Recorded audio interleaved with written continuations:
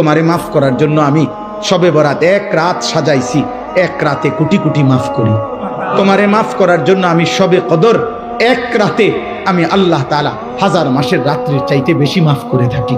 তোমারে আমি আল্লাহ মাফ করার জন্য এত বড় শ্রেষ্ঠতম রমজান মাস দিয়েছি, যার মিনিট মিনিট সেকেন্ড সেকেন্ড হীরা মণি মুক্তা মানিকের মতো আমি আল্লাহ সেজদা দিবা একটা, আমার ফেরেশতা লিখবে 70। আমি আল্লাহ রহমত দিয়া সাজাইছি, মাগফিরাত দিয়া সাজাইছি, জাহান্নাম থেকে নাজাত দিয়া সাজাইছি।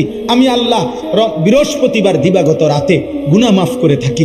প্রত্যেক দিন তাহাজ্জুদ নামাজের ওয়াক্তে গভীর রাতে কোটি কোটি বান্দা আমি মাফ করি। তাহলে মাফ করার জন্য প্রতিদিন রাত্রে ঠিক করছি, বৃহস্পতিবার রাত্রে ঠিক করছি, শবে বরাত ঠিক করছি, শবে কদর ঠিক করছি, পুরাটা রমজান ঠিক করছি।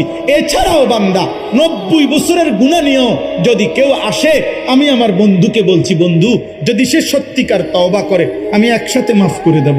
আসমান পরিমাণ গুনাহ নিয়ে আসলে মাফ করে দেব, পাহাড় পরিমাণ গুনাহ নিয়ে আসলে মাফ করে দেব, জমিনের বালুকণা পরিমাণ গুনাহ নিয়ে আসলে আমি মাফ করে দেব। তুমি এরপরে বলো, বান্দা আমি যদি তোমাকে জান্নাত দিতে চাইছি বলে কতভাবে আয়োজন করলাম, আমি আর কি বললে, আর কত সুযোগ দিলে তুমি জাহান্নাম থেকে মুক্তি পাইবা।